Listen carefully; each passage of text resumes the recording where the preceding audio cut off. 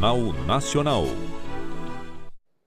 Boa noite. Boa noite. A Polícia Federal pede nova investigação sobre Michel Temer. No inquérito dos portos, afirma que empresas pagaram a ele quase 6 milhões de reais em propina. E a defesa do presidente pede ao Supremo que anule o indiciamento. O Canadá legaliza o cultivo, o comércio e o consumo da maconha. E o Atlético Mineiro demite o técnico. O Jornal Nacional está começando.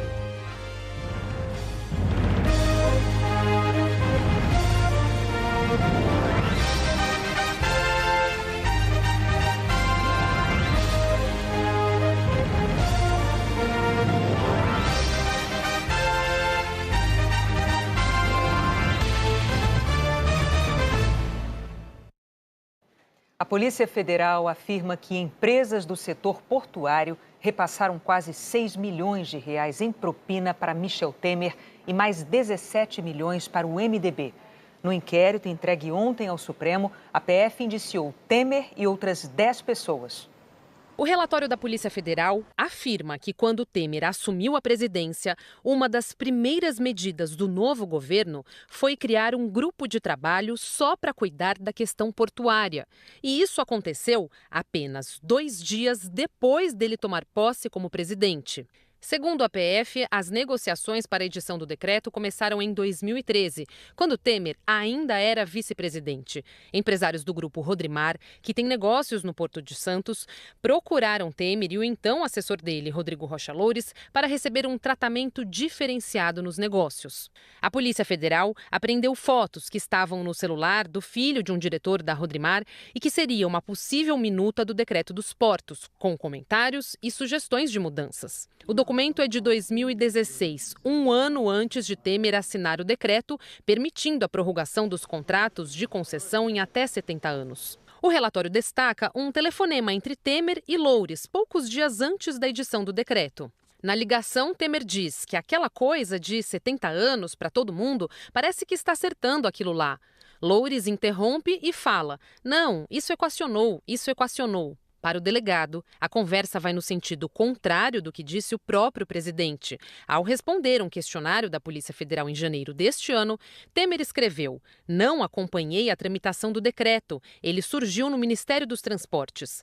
A Polícia Federal diz que os empresários procuravam o presidente Temer porque ele tem influência no Porto de Santos há mais de 20 anos e que há indícios de que Temer participasse deste grupo criminoso desde a sua criação, quando indicou, na década de 90, Marcelo de Azeredo para a presidência da Codesp, a empresa que administra o Porto de Santos. O inquérito indica que foi nesta época que surgiram os primeiros pagamentos de propinas e que os principais valores com indícios de irregularidades foram recebidos pelo coronel João Batista Lima Filho. O coronel Lima já foi assessor de Temer e é amigo dele há mais de 30 anos. Segundo a PF, Lima usava a Argeplan, uma pequena empresa de arquitetura, e outras de fachada para receber propina. A Argeplan tem 16 funcionários e desde 1998 fechou contratos com empresas do Porto, como Libra e Rodrimar. O delegado afirma que a pequena estrutura da Argeplan contrasta com o portfólio de clientes e não parece comportar os contratos milionários firmados. Diz ainda que é possível notar que sempre que Michel Temer ocupou cargos no governo do estado de São Paulo, os contratos de serviços da Argeplan aumentaram. Documentos apreendidos durante a Operação Scala reforçam a ligação do coronel Lima com o Porto de Santos. Fotos de 1997 mostram o coronel, o sócio e as esposas fazendo visitas técnicas a portos europeus, representando a companhia que administra o porto. A PF concluiu que o grupo não possuía vínculo de trabalho com a Companhia Docas de São Paulo, nem qualificações técnicas para representar a Codesp em missões oficiais junto a portos estrangeiros. No relatório, com mais de 800 páginas, o delegado Kleiber Malta Lopes aponta que entre 2000 e 2014, empresas do setor portuário pagaram quase 6 milhões de reais em propina para Michel Temer e outros 17 milhões para o MDB, partido do presidente. A PF concluiu que o grupo JIF, dono da Eldorado Celulose, com negócios no Porto de Santos, entregou R$1 milhão para o Coronel Lima na sede da Argeplan em 2014. Segundo o relatório, esse dinheiro foi usado na reforma da casa de Maristela Temer, filha do presidente. A obra começou em 2013 e foi até 2015. Para a PF, o Coronel Lima colocou toda a estrutura da Argeplan à disposição da reforma, encarregando a mulher dele, Maria Rita, da compra de parte do material e dos fornecedores. Em maio, Maristela prestou depoimento à PF e negou que tivesse contratado a Argeplan ou Maria Rita para fazer a obra. Disse que o pai, o presidente Temer, não pagou a reforma e que ela usou o próprio dinheiro, R$700 mil. O delegado, no entanto, afirma que a obra custou entre R$1,5 milhão e R$2 milhões e que não há dúvida de que Temer acompanhou a reforma. E cita uma troca de mensagens em julho de 2014 entre Maria Rita e Maristela. Maria Rita diz: "Olá, Maristela, te enviei por e-mail os descontos." E Maristela então pergunta: "Ok, passo para o papai?" A Polícia Federal pediu a abertura de um novo inquérito para investigar se o presidente Michel Temer foi beneficiado ou não num contrato com a estatal de energia nuclear. O pedido se baseia na delação premiada de um dos sócios da empreiteira Engevix. A Receita Federal analisou as informações fiscais de Michel Temer e concluiu que em 2016 a movimentação financeira superior às origens conhecidas de recursos pode ser indicativo de existência de rendimentos não declarados à Receita Federal ou até mesmo a movimentação de recursos de terceiros. Segundo a Receita, no ano em que tomou posse como presidente, em 2016, Temer teve rendimentos líquidos e créditos em conta corrente de R$672 mil, mas uma movimentação bancária superior, R$1,7 milhão. O relatório também reproduziu trechos da delação do dono da Engevix, José Antunes Sobrinho, sobre pagamentos indevidos que somam R$1,1 milhão em 2014, solicitados pelo Coronel Lima e pelo ministro Moreira Franco, com a anuência do presidente Michel Temer. A delação foi homologada pelo ministro Luiz Roberto Barroso. A Polícia Federal também encontrou registros de pagamentos da Rodrimar para a Elilan do Brasil.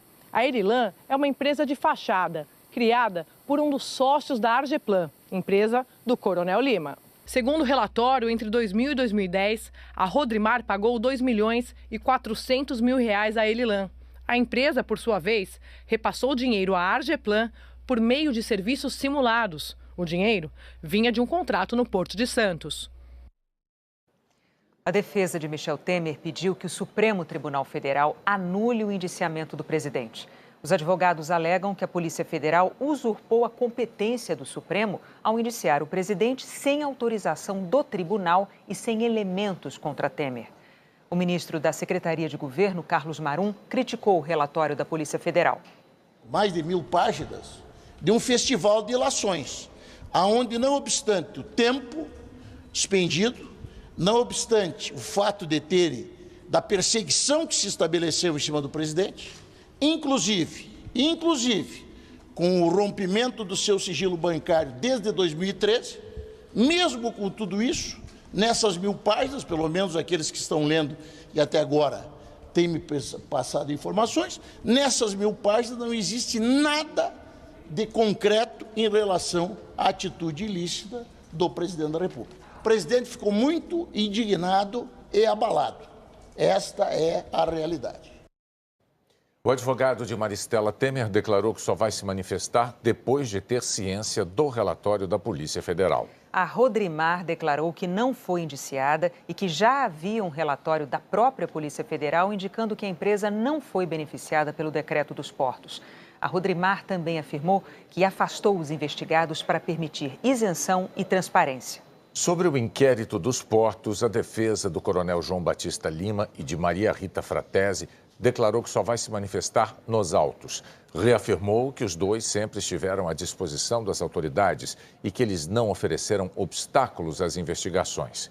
Declarou também que a delação do ex-dirigente da Engevix não tem credibilidade nem provas idôneas e que, se for instaurado um novo inquérito, vai adotar as medidas cabíveis. O Grupo Libra declarou que não teve acesso ao relatório. A defesa do ministro Moreira Franco declarou que não vai se manifestar sobre o que chama de inverdade e que vai tomar medidas jurídicas tão logo conheça o teor da delação do ex-dirigente da Engevix. A defesa do presidente Michel Temer declarou que não vai se manifestar sobre o novo pedido de abertura de inquérito. Nós não conseguimos contato com as defesas de Rodrigo Rocha Loures e Marcelo de Azeredo. O senador Assir Gurgatz, do PDT de Rondônia, começou a cumprir pena numa penitenciária em Brasília. Do aeroporto, ele foi levado para o Instituto Médico Legal e 4 horas depois para uma cela individual na penitenciária da Papuda. Ele vai cumprir a pena de 4 anos e 6 meses em regime semiaberto por crime contra o sistema financeiro. A defesa do senador diz que a condenação é injusta e que vai recorrer. Em agosto, a economia brasileira cresceu 0,47% na comparação com o mês anterior. Foi a terceira alta seguida do índice de atividade do Banco Central, que acompanha a atividade econômica no país. Em 2018, a alta é de 1,28%. O Congresso Nacional derrubou um veto do presidente Michel Temer e liberou aumento do piso salarial para agentes comunitários de saúde. A remuneração estava congelada desde 2014. Vai passar para R$ 1.550. O Ministério do Planejamento diz que o reajuste vai ter impacto de quase 5 bilhões de reais em 3 anos nos gastos públicos. A seguir, as atividades de campanha dos candidatos à presidência.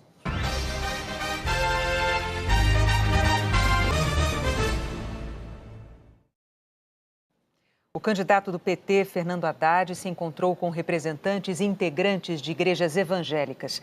Ele entregou uma carta de compromissos e defendeu a liberdade de religião e de expressão.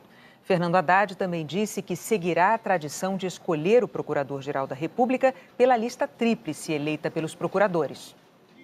Fernando Haddad se reuniu hoje com representantes de várias igrejas evangélicas, entre elas Batista, Metodista, Presbiteriana, Anglicana e Assembleia de Deus. Pastores declararam apoio ao candidato do PT, que assumiu um compromisso com os evangélicos numa carta. No texto, intercalado por passagens da Bíblia, Haddad diz que desde as eleições de 1989, o medo e a mentira são semeados entre o povo cristão contra candidatos do PT.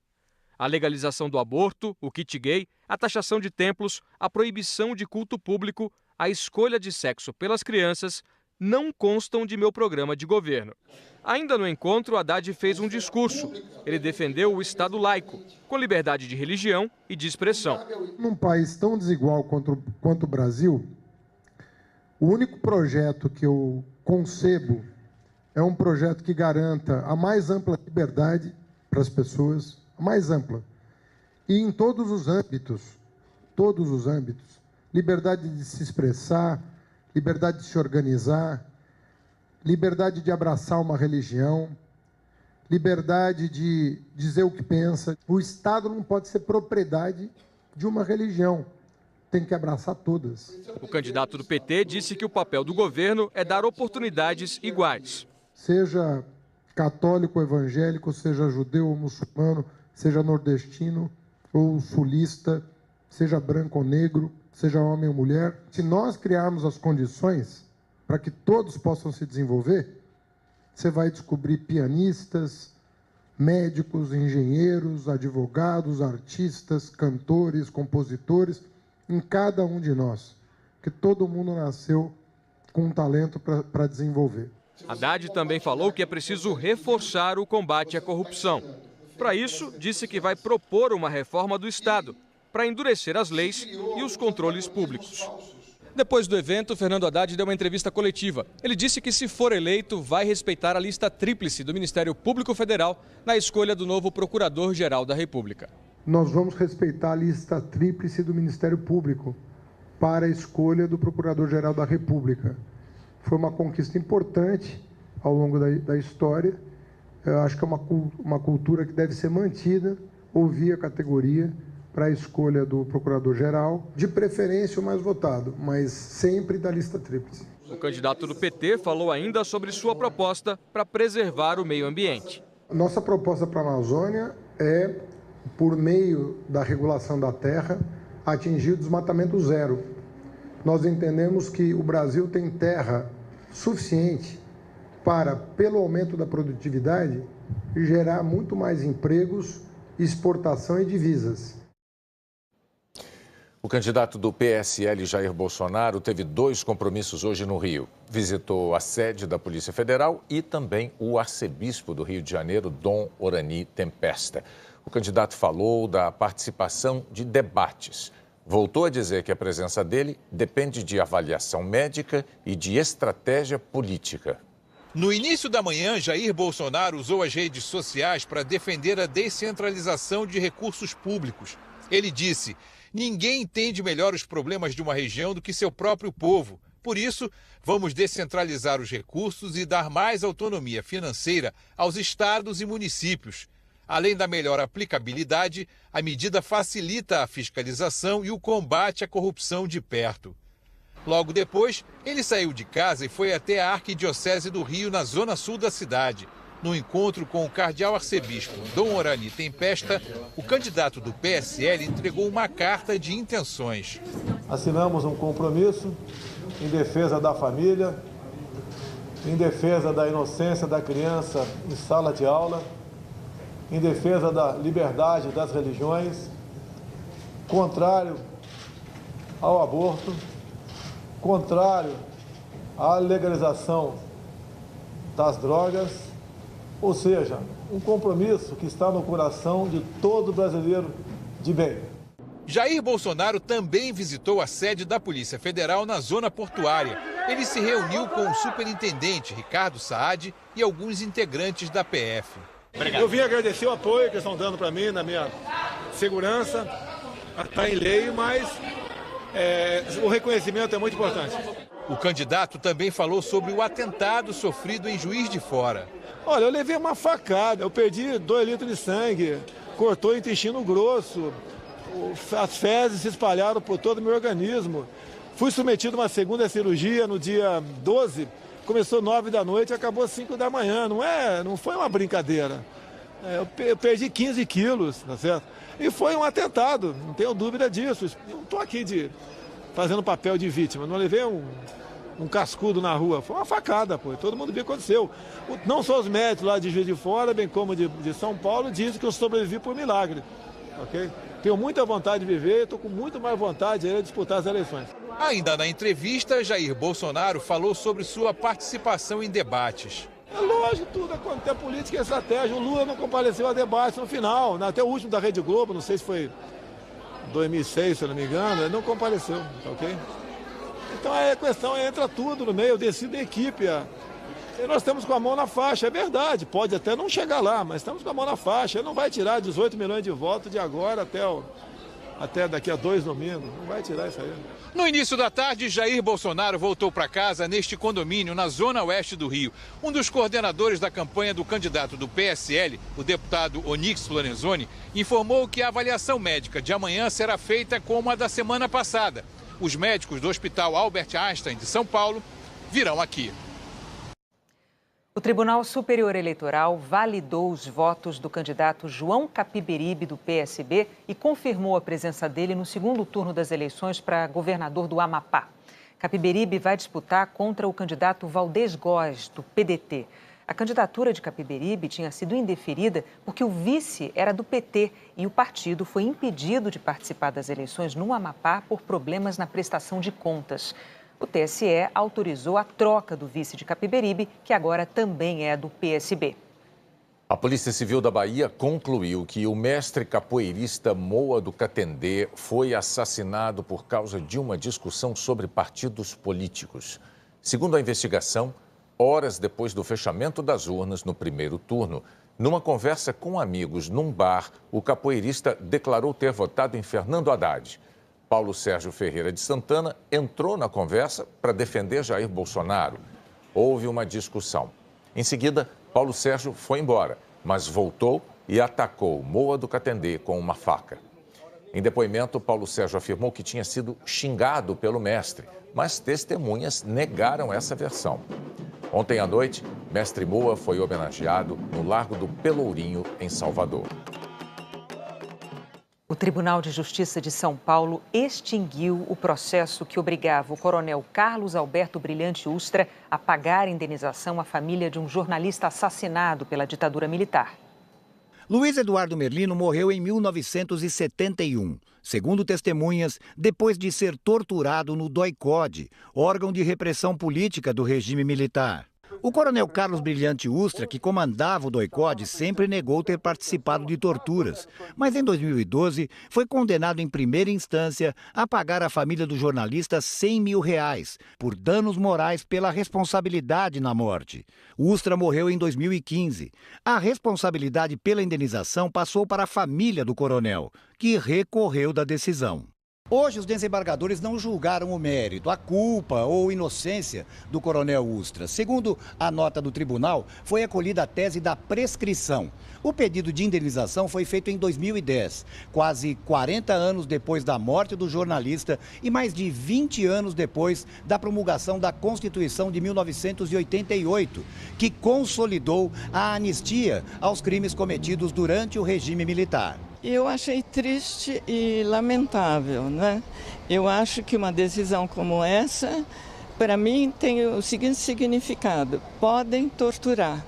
O advogado da família do jornalista vai recorrer ao Superior Tribunal de Justiça, que, segundo ele, considera o crime de tortura imprescritível. A seguir, o Canadá legaliza a maconha. O Atlético Mineiro demite o técnico.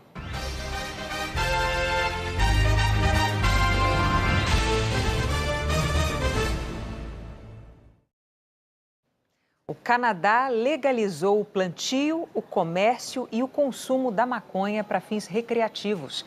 O primeiro-ministro Justin Trudeau afirmou que regulamentando a produção e a distribuição vai estrangular uma fonte de receita do crime organizado. Comerciantes autorizados vão ser registrados e a venda de maconha para menores de idade vai ser punida com até 14 anos de prisão. O Atlético Mineiro demitiu o técnico Thiago Largue. Desde fevereiro, ele comandou o time em 49 jogos. O Atlético é o 6º colocado no Brasileirão e ainda não anunciou o substituto. E daqui a pouco tem Copa do Brasil, Corinthians e Cruzeiro. Vamos lá para São Paulo falar com o Luiz Roberto. Oi, Luiz Roberto, boa noite. Oi, Renata, boa noite, William, boa noite a todos. Pois é um climão de decisão aqui na Arena Corinthians. Vamos começar com o objeto de desejo, a 30ª Copa do Brasil, a taça que será entregue ao capitão. Certamente esse objeto vai ser o de desejo desta noite dos dois times. Lado de fora, torcida chegando, 43 mil ingressos foram vendidos. Esta é a estação de metrô que dá acesso aqui ao estádio do Corinthians, que tem um painel gigante aqui na chegada dos torcedores, dando boas-vindas. Seguinte, no primeiro jogo em Belo Horizonte, semana passada, o Cruzeiro venceu por 1-0, gol de cabeça marcado pelo Thiago Neves. Esse gol dá ao Cruzeiro a vantagem de jogar pelo empate, logo mais aqui em São Paulo. O Corinthians precisa vencer por um gol de diferença para levar para os pênaltis ou por 2 ou mais gols para ser campeão no tempo normal. Informações importantes. Arrascaeta, uruguaio, estava no Japão com a seleção do seu país. Chegou, olha, Lucas Romero passando ali de meião preto e ele logo atrás, depois de 24 horas de viagem. E do lado do Corinthians, jogadores que podem atuar. Você está vendo o Emerson Sheik, pode ser uma surpresa. E o Pedrinho também. É a 30ª Copa do Brasil que vale ao campeão 50 milhões de reais. William, Renata, com vocês.